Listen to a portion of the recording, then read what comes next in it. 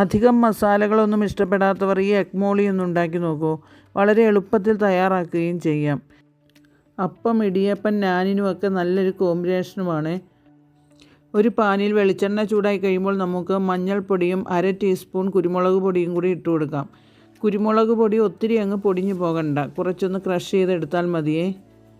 ഞാനിവിടെ 5 മുട്ട പുഴുങ്ങിയെടുത്തിട്ടുണ്ട്. അത് നമുക്ക് കട്ട് ചെയ്ത് ജസ്റ്റ് ഒന്ന് ഫ്രൈ ചെയ്തെടുക്കാം.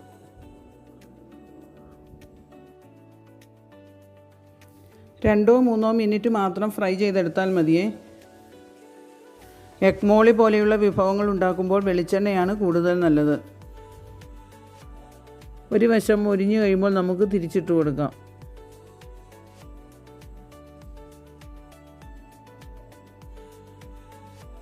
മറു സൈഡും ഒന്ന് മൊരിഞ്ഞു കഴിയുമ്പോൾ നമുക്കത് എണ്ണയിൽ നിന്ന് കോരി മാറ്റാം.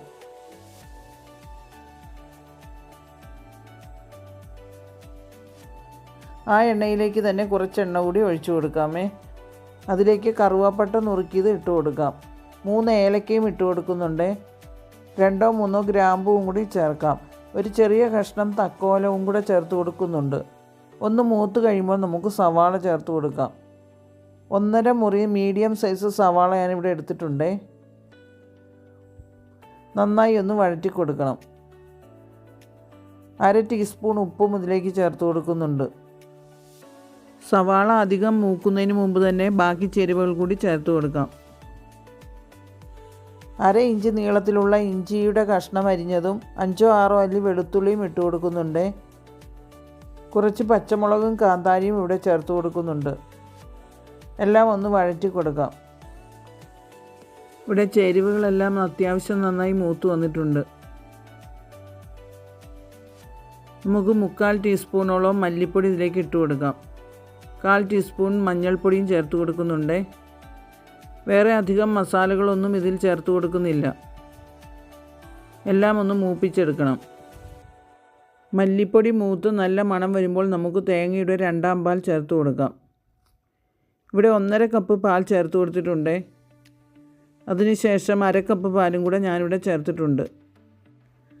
ഇനി എല്ലാം നന്നായി ഒന്ന് തിളച്ച് വരണം.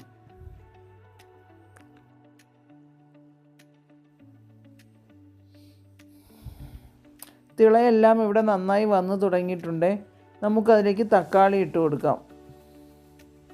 തക്കാളി അധികം കനം കുറയാതെ തന്നെ അരിഞ്ഞെടുക്കണം. നീളത്തിലോ വട്ടത്തിലോ അരിഞ്ഞെടുക്കാം. തക്കാളി അധികം അങ്ങ് വെന്ത് പോകേണ്ട ആവശ്യമില്ല. കുറച്ച് കുരുമുളക് പൊടി ഇതിലേക്ക് ചേർത്ത് കൊടുക്കുന്നുണ്ട്. കുരുമുളകിൻ്റെയും പച്ചമുളകിൻ്റെയും എരിവ് മാത്രമേ ഇതിനുള്ളൂ. ഇവിടെ നന്നായി എല്ലാം തിളച്ച് വന്നിട്ടുണ്ട്. തക്കാളി എടുക്കുമ്പോൾ അധികം പുളിയില്ലാത്ത പഴുത്ത തക്കാളി തന്നെ എടുക്കണം.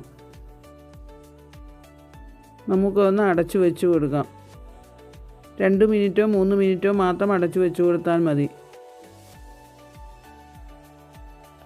കറിവേപ്പിലയും ഇടയ്ക്ക് ചേർത്ത് കൊടുക്കണം.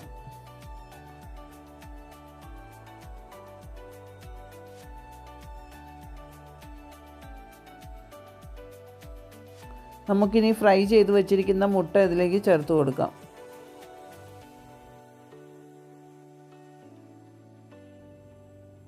ഇനി തേങ്ങയുടെ 1ാം പാലാണ് ചേർക്കേണ്ടത്. 1 കപ്പ് 1ാം പാൽ ചേർത്ത് കൊടുത്തിട്ടുണ്ട്. നല്ല കട്ടിയിലുള്ള പാലെടുക്കാൻ പ്രത്യേകം ശ്രദ്ധിക്കണം.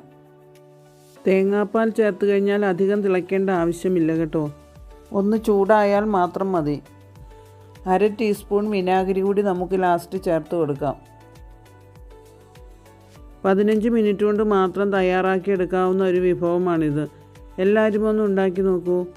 ഇഷ്ടപ്പെടുകയാണെങ്കിൽ എന്നെ സപ്പോർട്ട് ചെയ്യാൻ മറന്നു പോകരുതേ.